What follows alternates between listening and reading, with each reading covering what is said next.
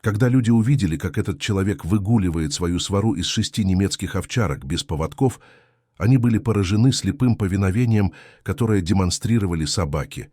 Некоторые из них даже подумали, что этот человек жестоко обращается с собаками, заставляя их подчиняться. Но когда они, наконец, раскрыли его секрет, то были шокированы и изумлены до глубины души. В тот момент, когда люди впервые увидели Аугусто де Оливейру на улицах Хайаниса, штат Массачусетс, они были поражены. На снимке мужчина лет 20 с небольшим выгуливал большую группу немецких овчарок, тесно прижавшихся друг к другу. С самого начала все могли видеть, что собаки работают как единое целое, демонстрируя невероятную сплоченность и дисциплину, а в центре внимания был Аугусто, их гордый владелец, которого явно почитали как вожака этой стаи. Это невероятное проявление грубой силы в сочетании с полным подчинением было ошеломляющим и, естественно, привлекло внимание многих зрителей, оставив у людей больше вопросов, чем ответов. Чем больше они пытались понять, как Аугусто добился такого результата, тем более подозрительной становилась ситуация. У многих людей тоже были собаки, но никто из них никогда не умел дрессировать их так, как Аугусто со своей стаей немецких овчарок. Даже другим кинологам и зоотехническим экспертам было трудно понять, как эти собаки могут двигаться в таком унисон в таких необычных условиях. И когда наблюдатель осмелился подойти поближе к стае, он обнаружил нечто невероятное и в то же время экстраординарное. Ни у одной из немецких овчарок не было поводка, но все они двигались так, как будто были связаны друг с другом упряжкой, которая используется в упряжке ездовых собак. Их словно связывали невидимые нити. Каждая собака знала свое место и по команде Аугусто выстраивалась в шеренгу. Дисциплина у собак была как у армейского взвода. У них также никогда не было драк, когда один из них пытался установить свое господство над другим, и ни одна из немецких овчарок не обращала внимания на других собак, проходящих мимо. Они полностью игнорировали лай других собак за заборами или на поводках у своих владельцев. Они были сосредоточены на своей стае и своем вожаке, и ни на чем другом. Люди с благоговением смотрели на Аугусто и его собак, когда они совершали ежедневные прогулки по улицам и паркам Хианиса. Некоторые были настолько впечатлены таким необычным поведением, что часто просили сфотографировать их. Одной командой Аугусто мог заставить собак резко остановиться и позировать для фотосъемки. Как только болельщики были удовлетворены, Аугусто давал свисток, и собаки снова выстраивались в линию, каждая занимая свое определенное положение у него за ногами. В мгновение ока этот молодой человек и его стая стали притчей во языцах. Перешептывания за спиной стали нормой, и вскоре эти сплетни привели к убеждению, что происходит нечто гораздо более зловещее. Некоторые соседи и зеваки на самом деле с большим подозрением относились к этому человеку, который в обществе окружал себя только собаками. Аугусто был неуклюжим, очень немногие люди когда-либо посещали его дом, и он выглядел так, будто у него не было друзей-людей. По вечерам самозванные следователи часами просиживали возле его квартиры, выглядывая из-за занавески и прислушиваясь к любой подсказке, которая могла бы объяснить, как такому кроткому человеку удавалось заставить всех этих свирепых собак повиноваться ему. Они подозревали, что он, возможно, жестоко обращается с ними, заставляя подчиняться, и некоторые даже рылись в его мусорных баках, пытаясь разоблачить его. Одной из таких соседок была любопытная дама, посвятившая свою жизнь спасению бездомных животных.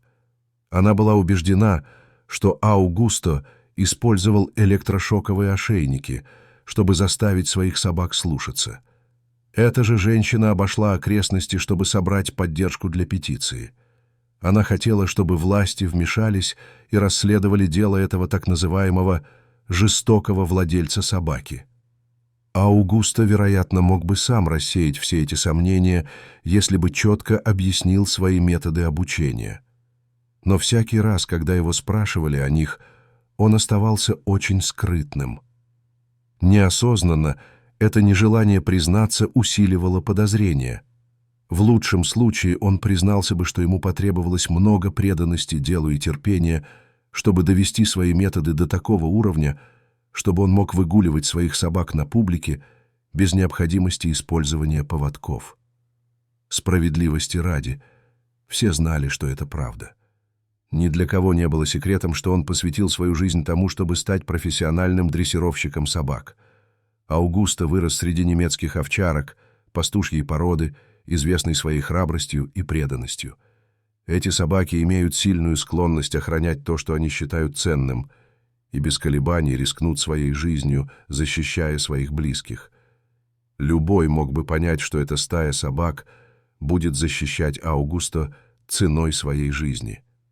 Но эта слепая преданность в конечном итоге стала той чертой, которая побудила полицию расследовать тщательно продуманную жалобу о возможном жестоком обращении с животными. По мнению некоторых людей, эти собаки не могли быть послушными просто потому, что уважали Аугусто. Их владелец, должно быть, применял какие-то зловещие методы пыток, чтобы принудить их к непоколебимому повиновению.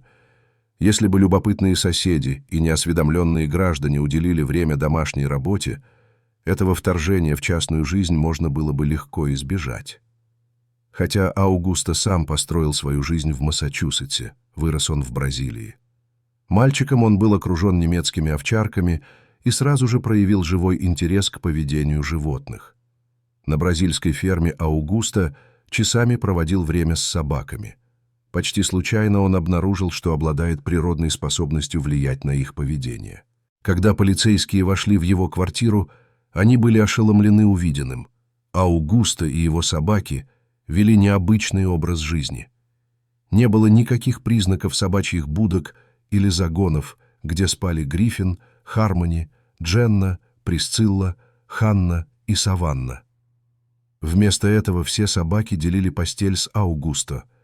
Ни один диван или ковер не был закрыт для компаньонов и друзей Аугусто. Это был человек, который явно ел и дышал собаками. Не имея никаких зацепок, полиция обратилась за помощью к экспертам по животным, которые в течение нескольких дней внимательно наблюдали за Аугусто. Они тщательно отслеживали каждое его действие и тщательно проверили квартиру. Через несколько дней у них был готов отчет.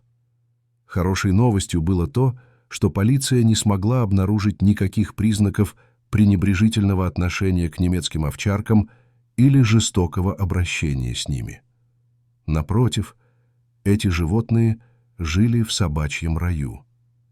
Хотя полиция и службы спасения животных высоко оценили бдительность представителей общественности, которые заботились об интересах уязвимых собак, этот конкретный случай оказался ложной тревогой. С собаками, принадлежавшими Аугусто, обращались как с членами королевской семьи. Они получали наилучшее питание и уход. Их хозяин любил их как собственных детей. Несмотря на то, что Аугусто был возмущен мыслью о том, что люди могут так низко о нем думать, он сумел найти положительный момент в этой странной ситуации. Вскоре после расследования он превратил свое хобби в прибыльную карьеру в бизнесе. Аугусто удалось основать питомник гриффиновых овчарок, где он посвятил свое время и усилия дрессировке собак, чтобы они были высокодисциплинированными и послушными своим владельцам. Многие владельцы присылали своих щенков Аугусто, и в течение нескольких недель у них появлялись хорошо воспитанные, полностью обученные собаки, которые могли легко адаптироваться к маленьким квартирам или любым другим условиям. Хотя Аугусто дрессировал все породы, его специальностью были немецкие овчарки. Этот талантливый человек тщательно скрывал секреты своих методов дрессировки, но был готов поделиться тем, что его собаки воспринимали его как часть стаи. Это можно было установить, только проводя много времени вместе. Тот факт, что Аугусто лично кормил своих собак 2 раза в день, позволял им спать с ним в его комнате и уделял достаточно времени физическим упражнениям, убедил их принять его руководство. Когда собаки знакомы с языком тела и командами владельца и воспринимают его как вожака стаи, это приводит к тому единству и дисциплине, которые проявлялись всякий раз, когда люди видели Аугусто на прогулке со своими собаками. Аугусто не только может самостоятельно водить по улицам Хианиса своих 6 немецких овчарок без привязи, но и утверждает, что может вести до 15 собак без привязи одновременно, не подвергаясь никаким несчастным случаям. В последнее время он даже отважился выйти на улицы Бостона, где его собаки по-прежнему вели себя предельно дисциплинированно, несмотря на повышенный шум и совершенно иную обстановку. Его методы создали ему исключительную репутацию и стали сенсацией в интернете с 2013 года, когда одно из этих видео стало вирусным. Смогли бы вы подойти к немецким овчаркам без поводка на оживленной улице? Что вы думаете о методах дрессировки Аугусто? Расскажите нам об этом в комментариях ниже.